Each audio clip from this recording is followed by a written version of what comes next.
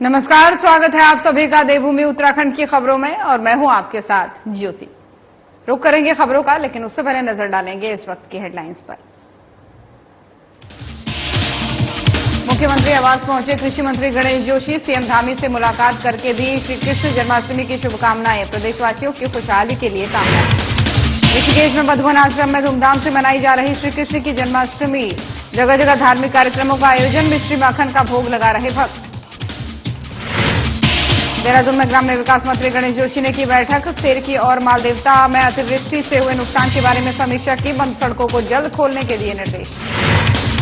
कोटद्वार में मंदिरों से घंटी चोरी करने वाले 3 चोर गिरफ्तार, प्रसिद्ध मंदिरों में चोरी हुई घंटियां बरामद, आरोपियों के कब्जे से कट्टर, ब्लेड और प्लास बरामद। उत्तराखंड में कई इलाकों में बरस रही मानसून की बारिश, मौसम विभाग ने जारी किया पूर्वानुमान, कई इलाकों में भारी बारिश का येलो अलर्ट।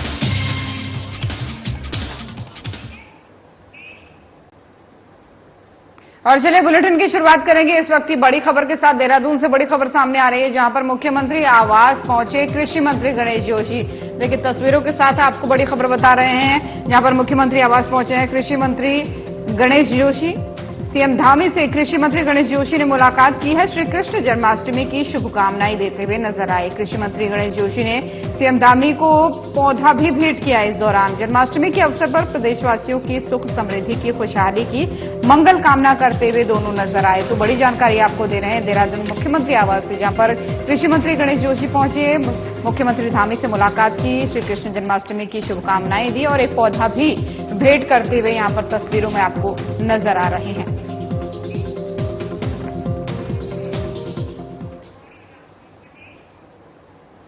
और चलिए अब रुक करते हैं अगली खबर का। तीर्थ नगरी ऋषिकेश और आसपास के इलाके में श्री कृष्ण जन्माष्टमी की धूमधाम से मनाई जा रही है। जगह जगह धार्मिक कार्यक्रमों का आयोजन किया गया और मुख्य रूप से मधुवन आश्रम श्री कृष्ण जन्माष्टमी मनाने के लिए आकर्षण का केंद्र बना रहा, जहां तमाम प्रकार की प्रतियोगिताओं के साथ धार्मिक कार्यक्रम हो रहे हैं। सुबह से ही श्रद्धालु लगातार मधुवन आश्रम पहुंच करके भगवान श्री कृष्ण के दर्शन कर रहे हैं, उनको मिश्री माखन का भोग लगा रहे हैं।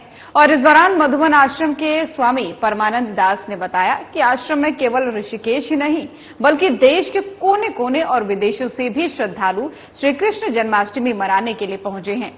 इस साल श्री कृष्ण जन्माष्टमी मनाने के लिए जो है श्रद्धालुओं में खास उत्साह देखने को मिल रहा है।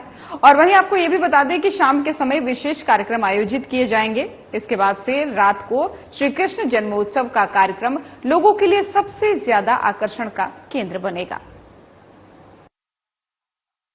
भगवान को फिर दूध, दही, घी, मधु, फल का रस, गौमूत्र, गाय गोबर इत्यादि से भगवान का महाभिषेक होता है। उसके बाद भगवान को नए वस्त्र पहना के भगवान को 56 भोग लगाए जाते हैं भगवान को, और उसके पश्चात आरती, भगवान की आरती होने के बाद भगवान को विश्राम कराया जाता है। तो इस प्रकार से पूरा दिन भर का कार्यक्रम जो है भगवान का जन्माष्टमी महोत्सव मनाया जाता है। आज सुबह भगवान के श्रृंगार आरती में कई अन्य देशों से, विदेशों से भक्त लोग आए थे। बड़ी श्रद्धा से वो भगवान के लिए माखन लेके आए थे, काउंटर से माखन का भोग लगा रहे थे। तो भगवान कृष्ण सर्व आकर्षक हैं, सभी के हृदय को अपनी ओर आकर्षित करते हैं।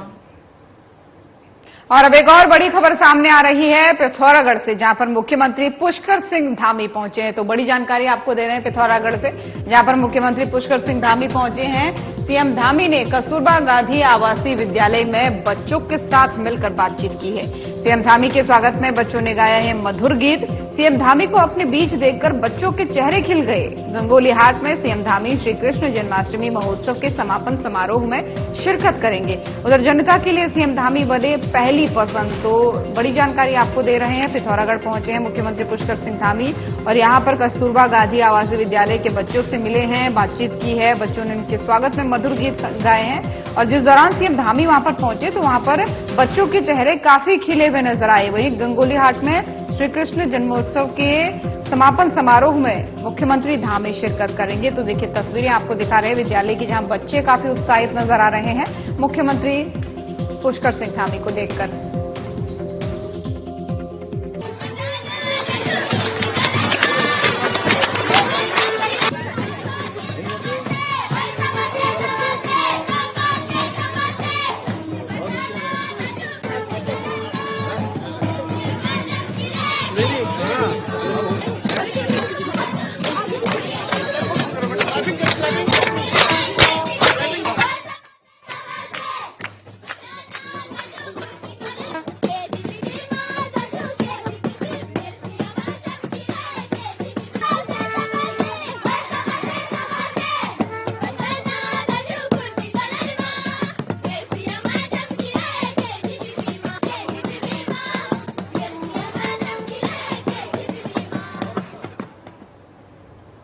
और अब एक और बड़ी खबर सामने आ रही है ऋषिकेश से, जहां पर क्रमिक आमरण अनशन की शुरुआत हो चुकी है। तो बड़ी जानकारी आपको दे रहे हैं। मुनिकीरेती में एंट्री देने की मांग को लेकर शुरू हुआ क्रमिक आमरण अनशन। पहले दिन क्रमिक आमरण अनशन पर खड़ा हुआ ई ऑटो चालक दीपक जोशी।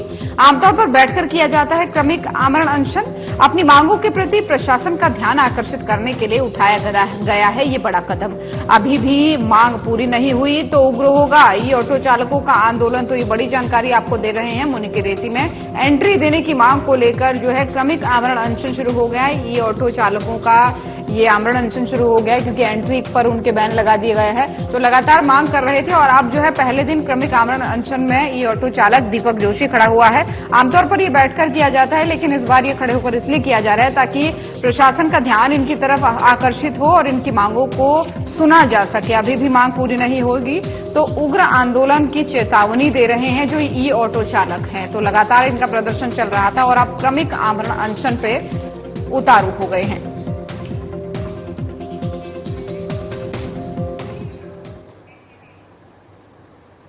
और उधर ग्राम्य विकास मंत्री गणेश जोशी ने पीएमजीएसवाई के अधिकारियों के साथ विभागीय बैठक और सेरकी मालदेवता में अतिवृष्टि से हुए नुकसान की समीक्षा की है। इस दौरान ग्राम्य विकास मंत्री गणेश जोशी ने पीएमजीएसवाई के अंतर्गत प्रदेश भर में बरसात से बंद हुई सड़कों की स्थिति जानी और उन्हें शीघ्रता से खोलने के लिए अधिकारियों को निर्देशित किया। उधर आपको बता दें कि ग्राम्य विकास मंत्री गणेश जोशी ने अधिकारियों को कहा कि अधिकारी ये सुनिश्चित करें कि सड़क मार्गों को खोलने के लिए तेजी से काम किया जाए। मंत्री ने अधिकारियों को पीएमजीएसवाई के अंतर्गत सड़कों पुलों के निर्माण कार्यों के समयबद्ध तरीके से कार्य करने के अधिकारियों को निर्देश दिए।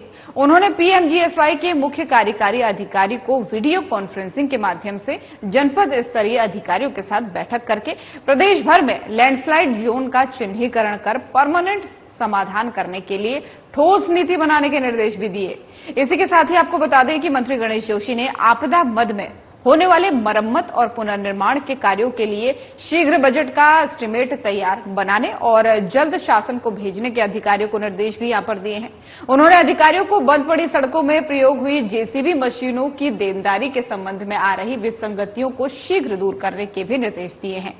वहीं मंत्री गणेश जोशी ने पीएमजीएसवाई के अधिकारियों को सेरकी गांव, मालदेवता, भितरली और आसपास के संवेदनशील क्षेत्रों में परमानेंट समाधान के लिए एक्शन प्लान तैयार करने और दीर्घकालिक योजना बना करके काम करने को कहा है। साथ ही मंत्री ने पीएमजीएसवाई के मुख्य अभियंता को आगामी मंगलवार को स्थलीय भ्रमण करने के भी निर्देश दिए हैं।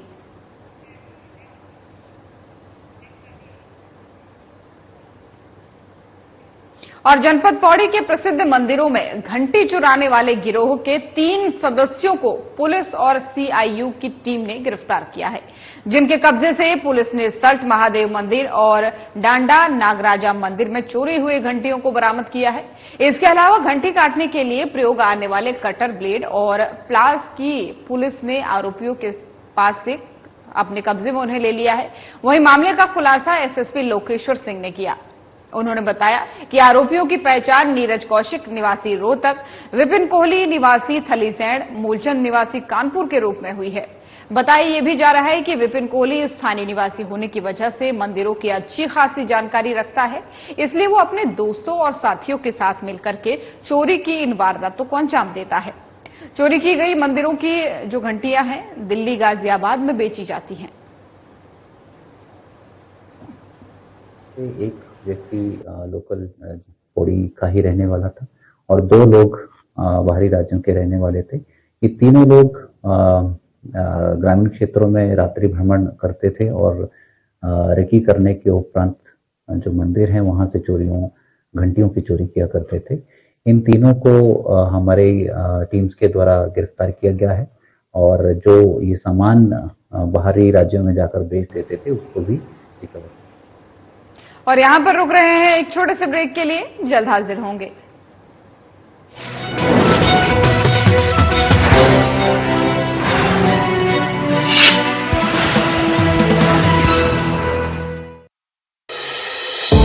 केंद्र सरकार की पीएम सूर्य घर मुफ्त बिजली योजना का उत्तराखंड सरकार कर रही है सफल संचालन। उत्तराखंड सरकार ने इस योजना के तहत 300 गांवों को किया है चिन्हित, जिन्हें बनाया जा रहा है सोलर ग्राम। तो वहीं शहरों में भी लोग इस योजना का उठा रहे हैं खूब लाभ। उत्तराखंड सरकार की तरफ से चलाई जा रही उत्तराखंड सोलर सब्सिडी योजना के अंतर्गत रूफटॉप सोलर लगवाने पर मिल रही है 2 गुनी सब्सिडी। स्वच्छ एवं नवीकरणीय ऊर्जा की दिशा में सरकार का ये ऐतिहासिक कदम आम लोगों को आ रहा है खूब पसंद। मैंने यहाँ पर प्रधानमंत्री सूर्य घर योजना के अंतर्गत 3 किलोवाट का सोलर प्लांट लगाया है। मेरे को इस पर केंद्र सरकार और राज्य सरकार दोनों तरफ से सब्सिडी मिली है। जब से मैंने ये प्लांट लगाया तब से मेरा बिजली का बिल शून्य हो गया है और ग्रिड को कुछ यूनिट मेरी जो है यहाँ से एक्सपोर्ट भी हो रही है। सरकार द्वारा इस योजना के तहत 1 किलोवाट क्षमता वाले सिस्टम के लिए लागत का 50% और 2 किलोवाट के लिए 65% तथा 3 किलोवाट के लिए केंद्र से 85,800 और राज्य सरकार से 51,000 रूपए की दी जा रही है सब्सिडी। अगर आप भी बिजली का बिल जीरो करना चाहते हैं तो pmsuryaghar.gov.in पर कर सकते हैं ऑनलाइन आवेदन। इस योजना की खासियत ये है कि उपभोक्ता अपने घर की छत पर ही सोलर पैनल सिस्टम स्थापित करके बिजली उत्पन्न कर सकते हैं। अगर उत्पन्न बिजली घरेलू खपत से अधिक है तो उसे सरकार द्वारा निर्धारित दर पर खरीदा जाएगा। उत्तराखंड सरकार का अगले 3 वर्षों में सौर ऊर्जा प्लांटों के जरिए 2500 मेगावाट बिजली उत्पन्न करने का है लक्ष्य। सौर ऊर्जा से देश भर में 1 करोड़ घरों को 300 यूनिट मुफ्त बिजली मिलेगी। आत्मनिर्भर भारत के संकल्प को पूरा करता उत्तराखंड। ऊर्जा प्रदेश की राह में तेजी से आगे बढ़ रहा है उत्तराखंड।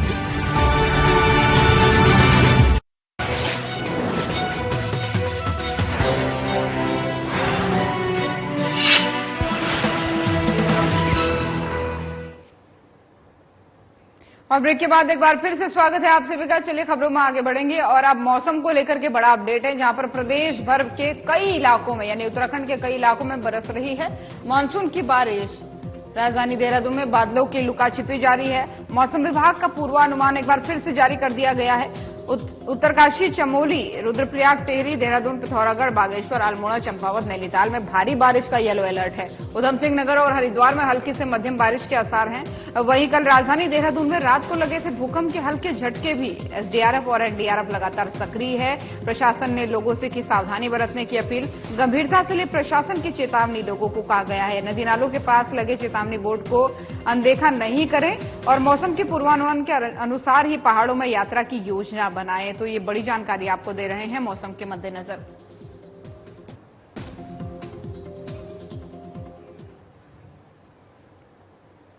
और इसी खबर पर ज्यादा जानकारी के साथ कमल शर्मा, ब्यूरो चीफ उत्तराखंड से हमारे साथ फोन लाइन पर जुड़ गए हैं। कमल जी, जानना चाहेंगे, एक तरफ तो मौसम की बारिश यानी बारिश के कहर से लोग बेहाल है, ऊपर से ये भूकंप के झटके भी, क्या कुछ हालात बने हुए हैं अभी? हाँ ज्योति, लगातार हम कहें उत्तराखंड और हिमाचल और कई ऐसे सेंसिटिव राज्य हैं जहां लगातार कहीं ना कहीं जब बारिश आती है तो उससे काफी नुकसान होता है। और यहाँ कहें तो लगातार जब बारिश होती है तो कई जगह बादल फंसने की घटनाएं ज्यादा होती हैं, तो उससे कहीं ना कहीं काफी नुकसान उस क्षेत्र में होता है जहाँ बादल फटते हैं, वहाँ काफी नुकसान होता है। और अभी कहें तो यात्रा की बात करें तो एक तरह से यात्रा ना के बराबर चल रही है। तो मुझे तो याद है कि आप स्वयं यहाँ पर जब बाबा केदार के दर्शन करने आप आई थी और आपने देखा था और आप खुद 17 से 18 किलोमीटर पैदल आपने यात्रा बाबा केदार के द्वार की थी, तो आपको कैसे यहाँ का मौसम एकदम कैसे होता है, कैसे एकदम बिगड़ जाता है और कैसे एकदम धूप निकल जाती है, ये भी आप इससे भली भांति परिचित हैं। तो कुल मिला के कहें उत्तराखंड में जो अब स्थिति हम मान के चले, भले ही भादो आ चुका है पर जाती अगर कहें तो बरसात एक मानसून वो भी कहीं ना कहीं एक तरह से कहीं चुनौती युग बना हुआ है। तो आज की अगर हम बात करें, क्योंकि लगातार हम बात करते हैं 24 घंटे पहले मौसम का पूर्वानुमान जो या मौसम विभाग द्वारा यहाँ पर आता है और उसी हिसाब से लोगों को अलर्ट किया जाता है। तो कुल मिला के कहें जैसे चमोली है, उत्तरकाशी है, रुद्रप्रयाग है, टिहरी जिला है, देहरादून, पिथौरागढ़, बागेश्वर, अल्मोड़ा, चंपावत, नैनीताल, ऐसे लगभग काफी जिले हैं जहां कहीं ना कहीं आज बारिश के लिए येलो अलर्ट जारी किया गया। बताया भी गया है कि काफी बारिश इन इलाकों में हो सकती है। और बात करें हम उधम सिंह नगर, हरिद्वार जो मैदानी यहाँ पर जिले पड़ते हैं, यहाँ कहीं ना कहीं हल्की बारिश का अनुमान है। वैसे भी आज भगवान जन्माष्टमी, कृष्ण जन्माष्टमी की आज यहाँ पर दिन है आज, और कहा जाता है कि जब भगवान कृष्ण हुए तो बहुत जबरदस्त बारिश हुई थी। तो आज ऐसा भी होता है कि अधिकतर हम देखते हैं जिसमें कृष्णा जन्म से कहीं ना कहीं बारिश भी काफी होती है। तो वही देखना है, वो लगभग अब यही देखना है कि अभी जो स्थिति हम देखने को मिल रही है, कई जगह बादल है, कई जगह धूप आ रही है, फिर एकदम लुका छुपी का एक खेल जो बादल और भगवान सूर्य के बीच में चल रहा है। अब यही देखना है कि आज देर शाम जब कहें तो मतलब मंदिर सजे होते हैं और काफी संख्या में लोग भगवान के दर्शन करने जा रहे होते हैं, तो उस टाइम क्या स्थिति बनती है। क्योंकि यहाँ देख रहे हैं अधिकतर अगर कहें तो लगभग 6-7 बजे के बाद लगातार कंटिन्यू कई जगह लगातार बारिश हो रही है। और वही आप देखना है स्थिति ऐसी क्या होती है। आज जन्माष्टमी का भी दिन है और जो लोग बड़ी मेहनत करते हैं, बड़ी सुंदरता से भगवान के मंदिरों को सजाते हैं, भगवान के स्वरूपों को सजाते हैं, बड़ी तैयारियां करते हैं पिछले कई दिनों से, उस पर जब बारिश आती है तो कहीं ना कहीं काफी भारी दिक्कतों का सामना जरूर करना पड़ता है। तो वही एक परंपरा भी रही है कि जन्माष्टमी जब भगवान का जन्म हुआ था तो कहीं ना कहीं बहुत ज्यादा बारिश थी और बहुत ज्यादा मेघ बरसे हैं।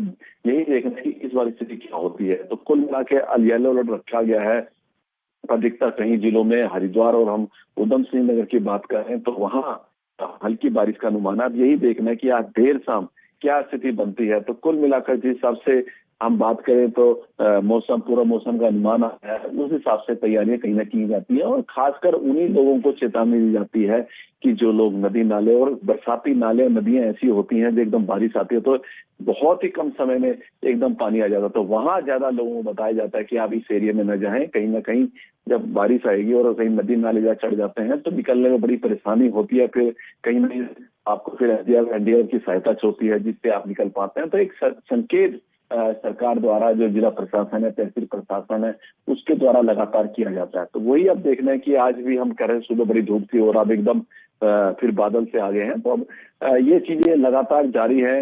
भादों का महीना एक ये भी बड़ा परंपरा रही है भादों के महीने की, कि जब भादों का महीना ये होता है कि कई जगह बहुत जगह बारिश हो रही है, अगर 2 किलोमीटर आगे जाएं तो वहाँ बिल्कुल सूखा पड़ा है। ये स्थिति भी एक भादों के महीने की होती है कि लगातार पूरे एरिया में बारिश नहीं होती, कुछ जगह बारिश होती है, कुछ जगह बारिश नहीं होती। ये एक परंपरा ये भादों महीने की। तो अब यही देखना, जो मौसम अलर्ट किया गया है और आज भगवान श्री कृष्ण का जन्मदिन भी है, तो देखना है कि आज उत्तराखंड में जो अलर्ट किया गया है वहाँ कैसा रहता है। मेघ बरसते हैं या नहीं बरसते, जो लोगों ने इतनी तैयारी की है, काफी लोगों ने मंदिरों को सजाया है, वहाँ क्या स्थिति रहती है। क्योंकि लगातार हम देखते हैं कि 7-8 बजे के बाद इतनी भीड़ एकदम उमड़ती है, तो वो स्थिति क्या बनती है। अगर बारिश होगी तो कहीं ना कहीं काफी नुकसान भी होता है। जो मंदिरों ने ऐसी तैयारी की होती है वहां भी विघ्न पड़ता है। तो यही अब देखना होगा कि देर शाम क्या स्थिति बनती है। और बात करें भूकंप की, कल देहरादून अगर हम आसपास की बात करें तो कल हल्के भूकंप के झटके भी दिखाई दिए। ऐसा किया है कि कई लोगों को नहीं पता चला और कई लोगों को कहीं ना कहीं संकेत भी जरूर मिले हैं। तो कुल मिला के कहें उत्तराखंड भूकंप के मामले में काफी सेंसिटिव जोन माना जाता है। तो कुल मिला के कहें जो अलर्ट होता है उस हिसाब से जिला प्रशासन, सरकारें और तहसील जितने प्रशासन होते हैं वो उस हिसाब से तैयारी की जाती है। निश्चित तौर पर। और अब शासन प्रशासन की तैयारियां भी देख रहे हैं। और पहाड़ों में तो ये कहा भी जाता है, एक रिवाज कहें या फिर एक पहेली से इसको कहें, कहा जाता है ना सावन कम होता है ना भादो कम होता है। यानी जितना नुकसान सावन में हुआ है, जितनी बारिश हुई है, तो भादो के मास में भी उतनी ही बारिश होती है। लेकिन जानने वाली बात यहाँ पर आपसे एक चीज और समझना चाहेंगे, जैसा कि आपने बताया कि आज श्री कृष्ण जन्माष्टमी है, तो ऐसे मौके पर बरसात आती ही कुछ चीजें हैं ये होती है। लेकिन जो पिछले महीने में यानी सावन के महीने में जितना नुकसान हुआ, जितनी सड़कें बंद हुई, जितने लैंडस्लाइड हुए, अब भादो शुरू हो गया है, क्या बारिश का दौर उतने ही तेजी से और उतने ही एक तरीके से कहर बरपाने के रूप से जारी है या थोड़ा बहुत राहत मानी जा सकती है? ये ज्योति लगातार बारिश की जब भादों की बारिश होती है, इतनी तेज बारिश आती है। मैंने कहा कि इतनी तेज आती है तो कहीं ना कहीं जिस एरिया में जाती है, जिस क्षेत्र में पड़ती है बारिश, और जहां इस प्रकार की बारिश तेज होती है तो वहां कहीं ना कहीं लोगों को परेशानियों का सामना नहीं करना पड़ता है। पर सबसे बड़ी बात है कि ये जो बारिश होती है कंटिन्यू कई किलोमीटरों में इकट्ठी नहीं होती है, कुछ स्थानों में होती है, कुछ में नहीं होती। पर अभी भी सिलसिला लगातार जारी है। हम कहें अभी 4 धाम की यात्रा की अगर बात करें तो अभी भी यात्रा जो है वो नाक के बराबर चल रही है। वही हेमकुंड साहिब की बात करें, वहां भी स्थिति यही है कि नाक के बराबर चल रही है। पर लगता है कहीं ना कहीं सितंबर में जब मौसम कहीं ना कहीं खुशहाल होगा, ये बारिश का मौसम कम होगा और रोड्स वगैरह भी जो काफी ब्लॉक हो गए थे, जहाँ काफी मलबा आ गया, धीरे धीरे उनका भी काम चल रहा है। तो लगता है अगले महीने सितंबर में कहीं ना कहीं जो चारधाम की यात्रा करने आना चाहते हैं, जो करने चाहते हैं, जो भगवान के दर्शन करना चाहते हैं, वो कहीं ना कहीं कुछ परंपरा या लोगों की संख्या बढ़ सकती है, वही देखना होगा। पर कुल मिला के कहें, अभी जो अगस्त का महीना है वो कहीं ना कहीं अभी डेंजरस के रूप में माना जाता है। बिल्कुल, लेकिन एक और बहुत महत्वपूर्ण चीज होती है कि इस बरसात में, जो अब वाली बरसात है, इसमें बीमारियां और ज्यादा होती हैं एज कम्पेयर टू सावन के महीने के। अभी क्योंकि कई जगहों पर पानी रुकता है तो डेंगू, मलेरिया, चिकनगुनिया की शिकायतें बहुत बढ़ती हैं। तो क्योंकि प्रशासन तो लगातार ऐसे दावे करता है कि बहुत अच्छी तैयारियां हैं, हम तैयारियों में लगे हुए हैं, पहले से फॉगिंग वगैरह की जा रही है, तो कितनी मात्रा में ये देखा जा रहा है कि मामले पिछली बार से कम है, या फिर क्या हालात बने हुए हैं बीमारियों को लेकर अस्पतालों के? हाँ ज्योति, कहीं ना कहीं हम देख रहे हैं कि जब बरसाती मौसम होता है तो कई प्रकार की बीमारियां निकल आती हैं। एक तो वायरल बुखार या डेंगू वगैरह, ये भी लगातार चलता रहता है। और साथ ही हम देख रहे हैं इन्फेक्शन, क्योंकि पानी, साफ पानी नहीं मिलता। कहीं जब पाइपलाइनें जो है कहीं टूट गई, कहीं दूसरा बरसात का पानी मिक्स हो रहा, कहीं और पानी मिक्स हो रहा। तो ये भी हम देखते हैं इस बार पेट में इन्फेक्शन या इस प्रकार की बीमारियां भी बहुत देखने को मिल रही हैं, क्योंकि बताया जाता है कि ये जो महीने होते हैं, पानी उबला हुआ पिए तो बहुत बेहतर होगा, ताकि उसके जो कीटाणु और जो होते हैं जो बॉडी को नुकसान करते हैं वो कहीं ना कहीं होता है। प्रशासन जो कहीं ना कहीं दावा जरूर करता है, पर हमें भी कहीं ना कहीं जागरूक होना पड़ेगा। हम भी देखें, जब अपने घर का तो हम सफाई करते हैं, पर आसपास भी कई चीजें हो तो कहीं ना कहीं हमें भी विशेष ध्यान रखना पड़ेगा कि पानी इकट्ठा ना हो, सफाई रखी जा सके, जिससे हम लोगों के शरीर स्वस्थ रहें। और वो एक सबसे बड़ी उपयोगी मानी जाती है कि अगर स्वस्थ है तो सब कुछ है, और अगर आपके पास स्वस्थ शरीर ही स्वस्थ नहीं है तो कहीं ना कहीं आपके लिए बहुत बड़ी एक विपदा की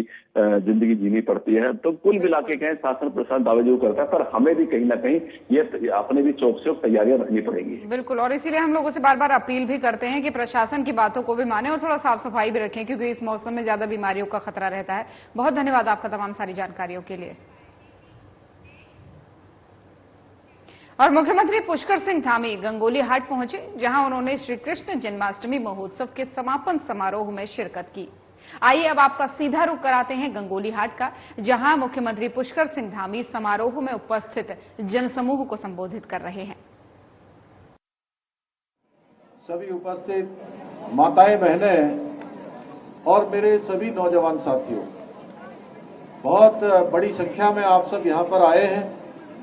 मैं देख रहा हूं पूरा मैदान भरा हुआ है, आसपास से भी लोग, छतों में भी हैं, हमारे स्कूलों के भी बहुत सारे छात्र एवं छात्राएं आए हैं, प्यारे बच्चे आए हैं, अभिभावकगण आए हैं, उनके सभी अध्यापकगण, प्राध्यापकगण, सभी उपस्थित पत्रकार मित्रों एवं छायाकार बंधु, सभी हमारे कलाकार बंधु, मैं सबसे पहले तो आप सभी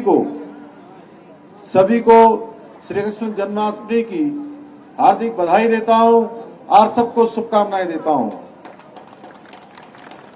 और इस पावन अवसर पर मैं भगवान श्री कृष्ण से प्रार्थना करता हूं कि उनका आशीर्वाद आप सबको हमेशा हमेशा मिलता रहे। यह पर्व हमें सत्य, न्याय, धर्म, प्रेम और करुणा के मार्ग पर चलने का मार्ग दिखाता है, चलने की हमको सीख देता है। भगवान श्री कृष्ण युगों युगों से हमारी आस्था के केंद्र बिंदु रहे हैं और उनका संपूर्ण जीवन मानव सभ्यता के लिए प्रेरणादायी रहा है।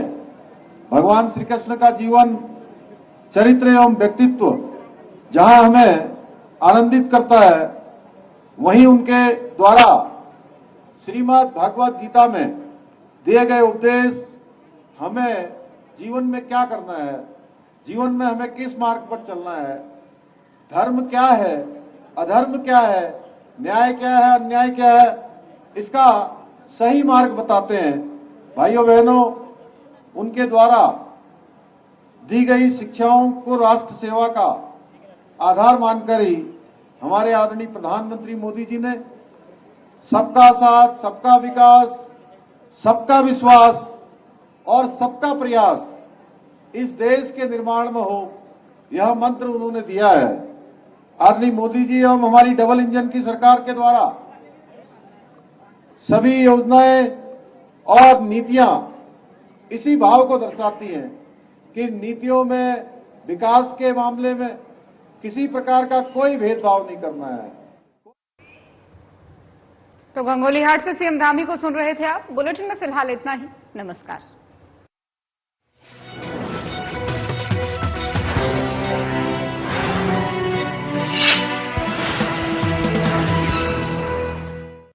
क्या आप खाते पीते तो बहुत हैं पर आपकी सेहत नहीं बनती?